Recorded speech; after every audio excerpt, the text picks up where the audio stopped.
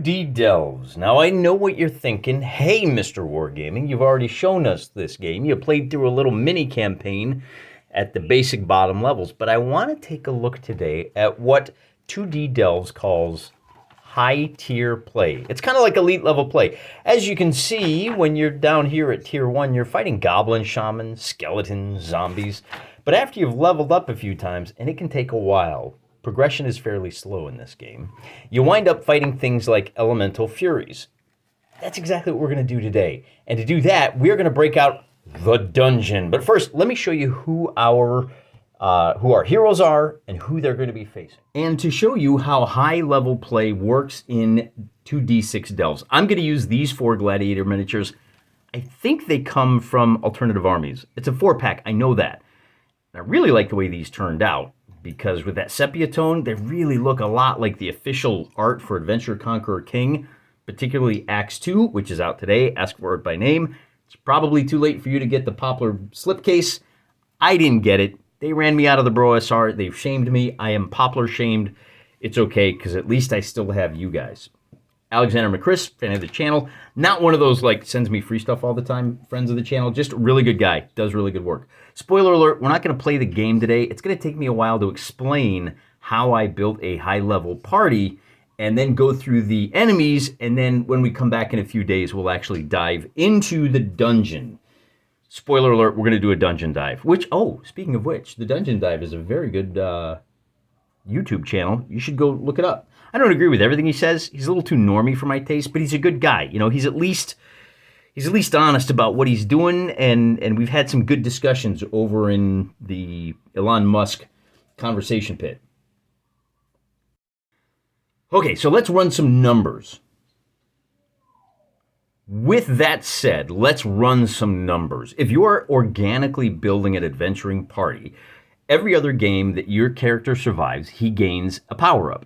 Well, I shouldn't say that. He rolls on the advancement table. There's also a very good chance that he's going to take some injuries and he's going to suffer some deleterious effects. You're going to spend fate points. You're going to earn fate points. And the way the levels work, every other game that you survive, your figure gains a roll on the advancement table. For every 4 advances, you go up a level, run the numbers. That means every 8 delves, you go up to tier 2, and then at 16, you go to tier 3, and then at 24, you go to tier 4. That's where we are today. Tier 4 adventurers, so we can throw down some seriously boom enemies. I'm not going to do 48 episodes to get to that point. I don't have the patience to wait for that, and you'll have to forgive me, Mr. Oh, you should play the rules as written. I know. I'm doing something a little different than just playing the game with my bros, okay? I'm trying to show you guys how well this works at high levels, and it's actually kind of an experiment for me because I've never done it. I can't tell you it works until I do it. So let's find out together, shall we? Join me on my wargaming adventure as we explore 2d6 Delves, which is available at 4-colorstudios.com, by the way. Again, they sent me the review copy. That's all. I don't owe them nothing. I just am grateful that they sent me this review copy. So where are we? 24 trips onto the table means you get 12 advances. And that means rolling 2d6 on this table. Note, the only way to get +1 to any stat is to roll snake eyes or boxcars. Mostly what you're going to be getting are new traits, fate points, and health.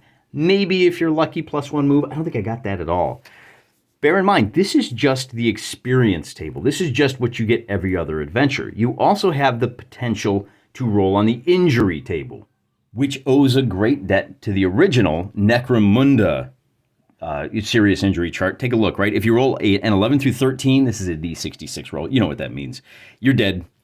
11 through 14, you missed the next 2 battles. So if we were playing this game organically, there's a good chance that you get you're nursing minor injuries for a game. We're just going to, what I did to make this work is I rolled 12 times on that advancement table, and then I just rolled twice on this table. And in a lot of cases, it says, oh, for the next game. Okay, fine. So that means I just knocked off 1 advance and I rolled a little bit less, right? Does that make sense? Okay, the other thing to be aware of is that there are all of these wonderful little power-ups and advances and good things and bad things that happen between games. There's a thing called the journey table. And if you roll on your journey, there's a chance that you suffer a mishap or have a bizarre encounter. Some of these are good, some of these are bad.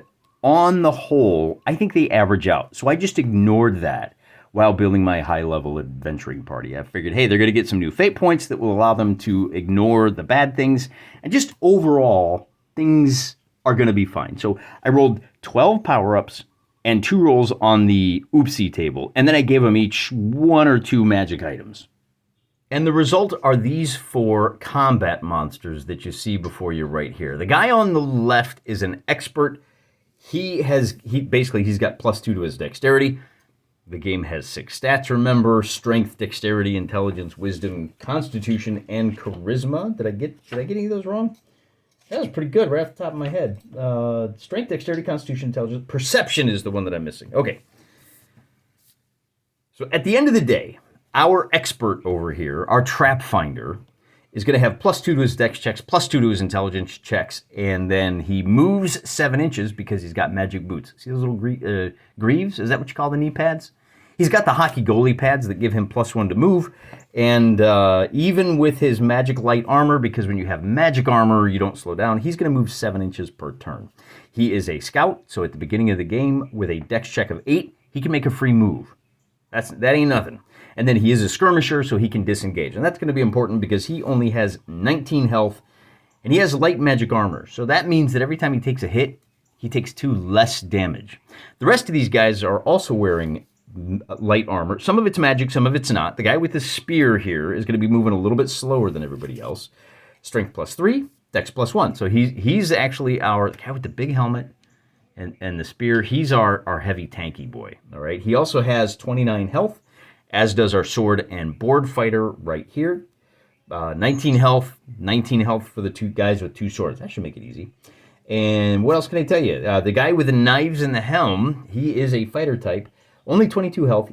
These 3 guys, because they're fighters, they all have mighty attack.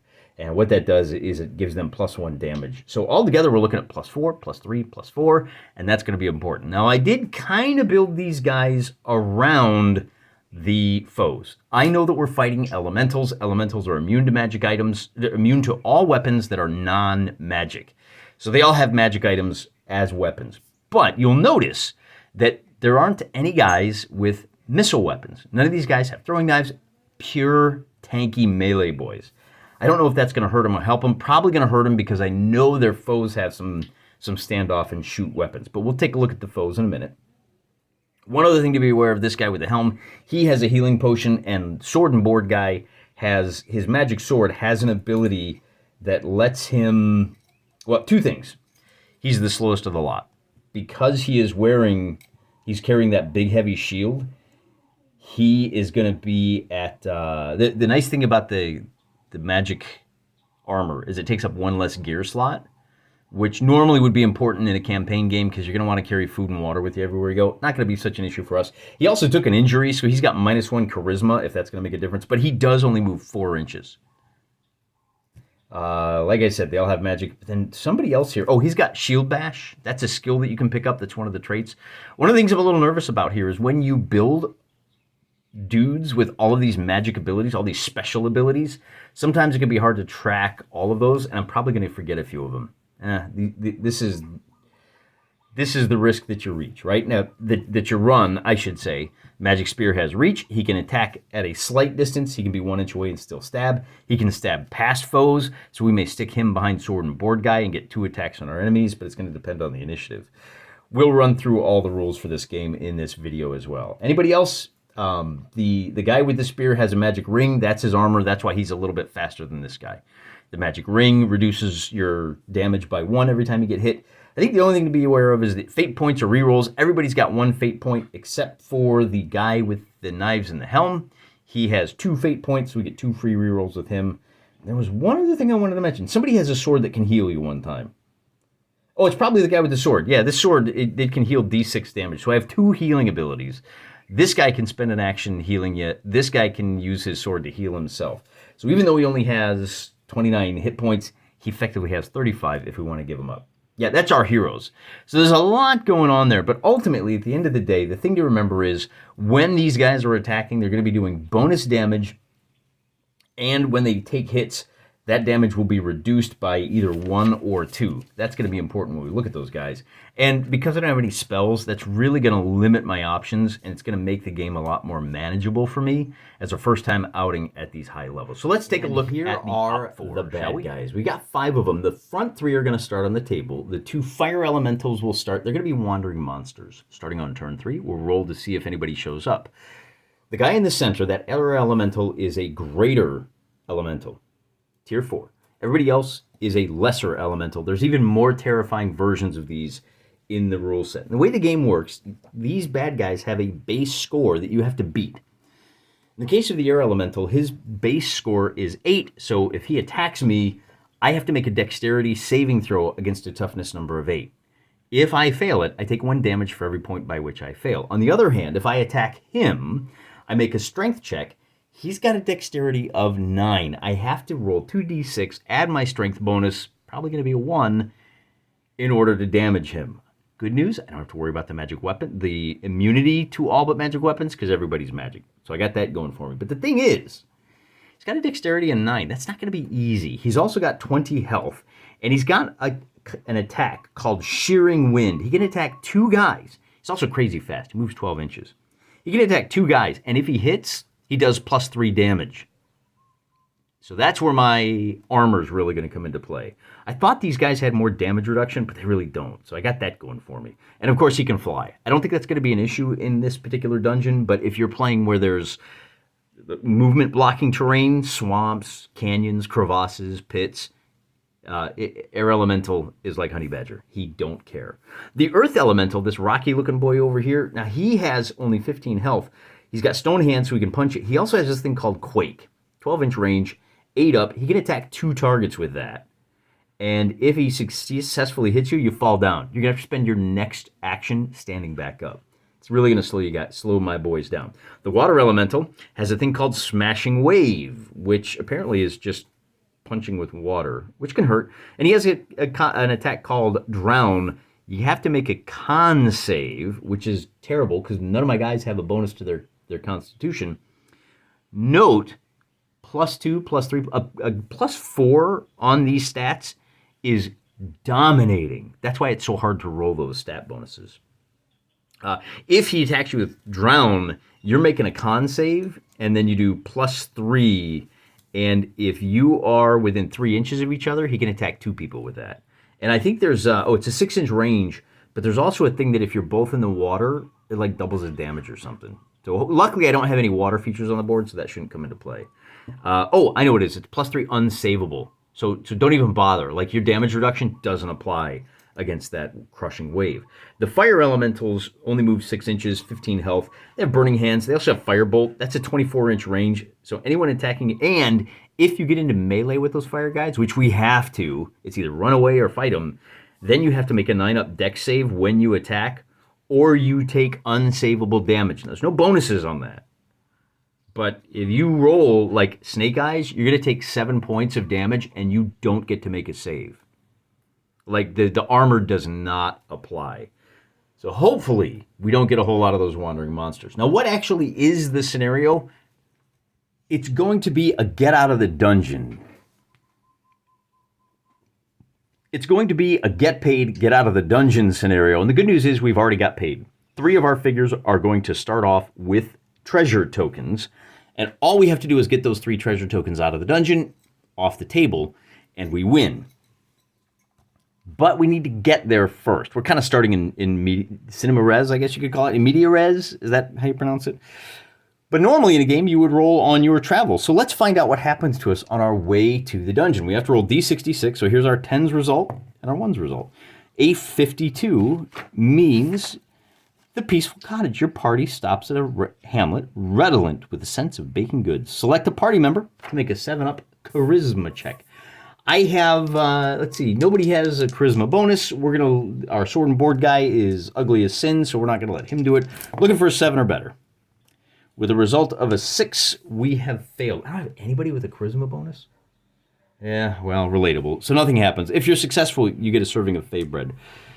And then we have pre-battle activities, so we get there, right? And nothing really special happens. Hunt for resources. This is another fun thing that the game includes. You can find a holy place, you gain a quest point. We didn't need to worry about that. We don't have any magic users, so we won't have any magic stuff. Now, normally you would do a battle setup, but again, we're going to do escape, so let's read that real quick. Your party has secured some treasure. They must escape to safety. Assign a treasure token to 3 of your characters. Each one costs 1 gear slot to carry. As I said, that's how you know whether there's only so much stuff you can carry. Now, I've checked, and my guys are running the limit, but they have the 1 slot left that they can carry 1 treasure each. Start on a random board edge. At the end of the scenario, roll a d6 for each treasure token. On a 5-up, it's also a random magic item. And then you can generate those random magic items. Most of the magic items give you like +1 damage, or they reduce your damage by 1, and they have a special ability. I didn't lather on the special abilities because, as I said, my cognitive load is a little lighter than that of most of my viewers. We are going to try for... I know. You know what it was? Okay. My apologies. The sword will turn to light for 1 turn, but I don't know if that's going to really make much of a difference. Because let's find out what the light is like. With a result of a 4, dawn. What is partial darkness? Oh, we have partial darkness. Oh, roll this. Roll rounds 1 to 2, full dark, and then full light thereafter. So the first turn, we aren't going to move. The second turn, we're going to use our special ability.